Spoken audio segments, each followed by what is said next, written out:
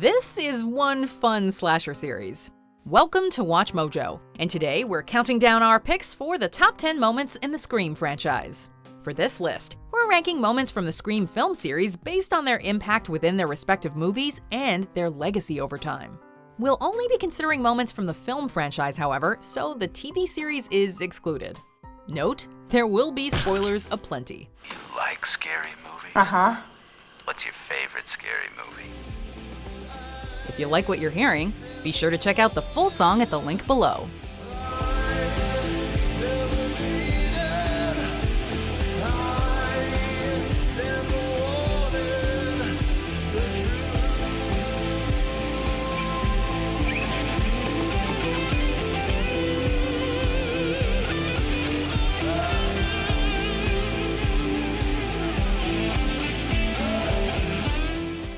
Number 10, Sid Won't Die, Scream 4. You just won't die, will you?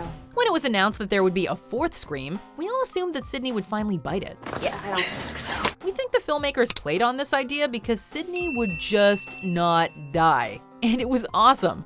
After being stabbed in the stomach, Sidney is taken to the hospital. It's here that Jill strangles her, punches her stab wound, and throws her into a glass cabinet. How are those stitches?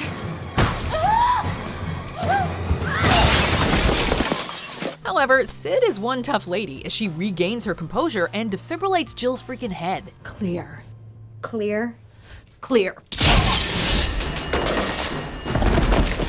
Yeah, Emma Roberts' performance could have been a bit better and the clear line was a bit cringy, but the scene is equal parts horrifying and badass, and sent the series off in style. You forgot the first rule of remakes, Jill.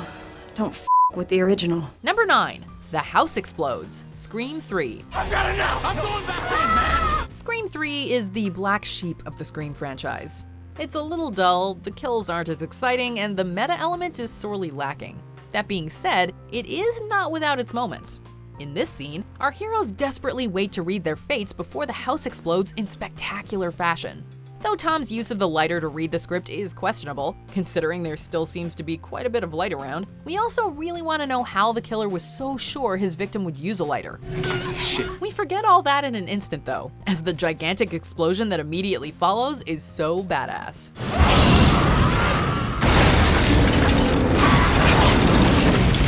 Number 8. Dewey is stabbed behind the glass, Scream 2. Stay here. Dewey seems to be many people's favorite character.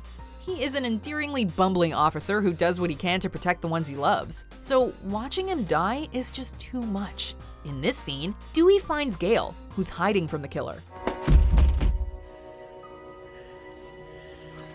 However, she doesn't hear him calling out to her because she's in a room that's soundproofed, and he's stabbed from behind. The whole soundproof concept is a genius idea, and the combination of music and Courtney Cox's tortured acting make this a highly emotional scene. Sure, it was his second backstabbing, and he somehow managed to survive again, but for whatever reason, none of that really takes away from the scene. Number 7. Randy's death, Scream 2. Why are you even here, Randy? You'll never be the leading man. If there was one breakout star from the original Scream, it was Jamie Kennedy. His portrayal of Randy was hilarious, and the character quickly became a fan favorite due to his meta-knowledge of horror movies. Luckily for everyone, he returned for the sequel. Unluckily, he didn't make it to the credits. His death was a real shocker. It's unpredictable, as he's grabbed from behind in the middle of a speech, and it was also just surprising to see such a beloved and intelligent character taken down so quickly and so easily. You wanna be one of the big boys? Huh? Manson? Bundy? OJ?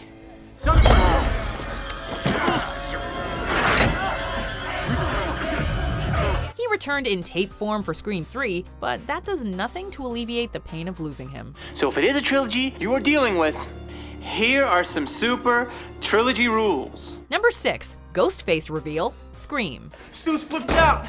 He's gone mad. We all go a little mad sometimes. In most slasher movies, you have your single boogeyman. Jason Voorhees, Freddy Krueger, Michael Myers, etc. Therefore, we were all expecting Scream to have one baddie, especially considering its metafictional concept. Imagine our surprise when it was revealed that there were not one, but two villains. Surprise, Sydney. And one of them was so obvious it came as a complete surprise, if that makes sense. How do we know you're not the killer? Huh? Huh? Hi, Billy. It was not only a huge twist, but it was also a unique and fresh take on the tired slasher genre. The Scream franchise would keep trying to top this twist, but nothing beats the original. That being said, the Jill reveal in Scream 4 was pretty darn good. Hello, Sydney. Surprised? Number 5, Ghostface in the cinema, Scream 2. We all know that horror movie sequels usually suck. Heck, Scream 2 devotes an entire scene to the idea. Stab 2? Who'd want to do that? Sequels suck. However, we soon realized that we were still in good hands after witnessing the movie's thrilling opening. The scene sees Maureen and Phil attending the premiere of Stab, the movie within the movie. Bitch, hang the phone up and star 69 his ass. Damn! However, things go awry when Phil is stabbed through the ear and Maureen is killed by one of the 100 ghost faces while watching the movie. The concept of a cinema full of ghost faces is intriguing and unsettling, especially considering how easy it is for them to blend in. You know what? This series really knows how to open a movie.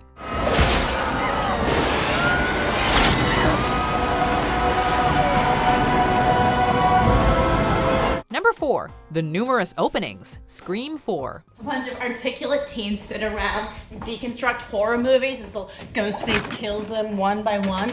It's been done to death. Here is another case in point.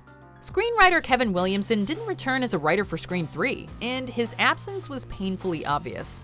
However, the series immediately gets back on track with Scream 4 due to its original and highly entertaining opening sequence. In the first scene, we're treated to curiously bad dialogue and acting before it's revealed to be the intentionally bad opening of a movie within a movie. Okay, cute, you got us. Then we're treated to a metafictional speech about how cliché and tiring horror franchises are before getting quite the surprise. And then that is revealed to be another false opening. It takes meta to a whole new level. And really, isn't that what the Scream franchise is all about? You're kidding.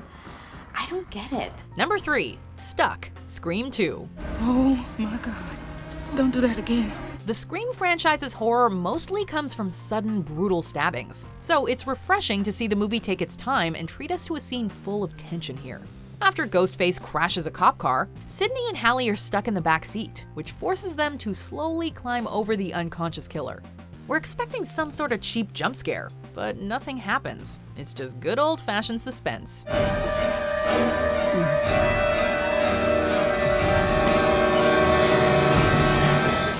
Actually, we wish the franchise did more scenes like this, because boy is it ever scary. We can't help but hold our breath and cover our eyes.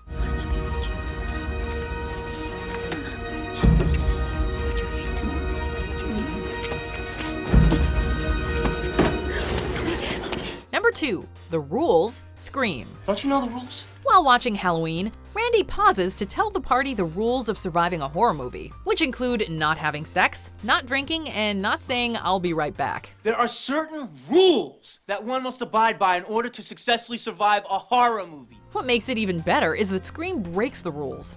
Stu says "I'll be right back" and is not attacked as he's the killer. Randy drinks while Sydney has sex, but neither dies. Never, ever, ever, under any circumstances say, "I'll be right back," because you won't be back. I'm getting another beer. You want one? Yeah, sure. I'll be right back! This concept would continue with the sequel rules, but by that point we were expecting it. Number 1, the body count is always bigger. Number 2, the death scenes are always much more elaborate. More blood, more gore. Carnage, candy. Your core audience just expects it. No one knew Scream would reinvent the slasher genre through its own self-awareness, and the rules are a big part of that success. You see, you push the laws and you end up dead. Okay, I'll see you in the kitchen with a knife. So Scream was actually the first horror movie I ever watched, and honestly, it's still one of my favorites. I rewatch all of them every Halloween pretty much without fail, and I like all of them. But there is one super iconic scene that everyone knows is missing from this list, even if you've never seen any of the films in this franchise. What is it? Let's watch these Scream-tastic honorable mentions, and then we'll break out the popcorn and see. Hey, are you... No. But you look just... Like her? I've been hearing it all my life. It's uncanny. I was up for Princess Leia. I was this close. So who gets it? The one who sleeps with George Lucas. I'm sorry, I didn't mean to bring up a sore subject for you. Sure you didn't. None of them did.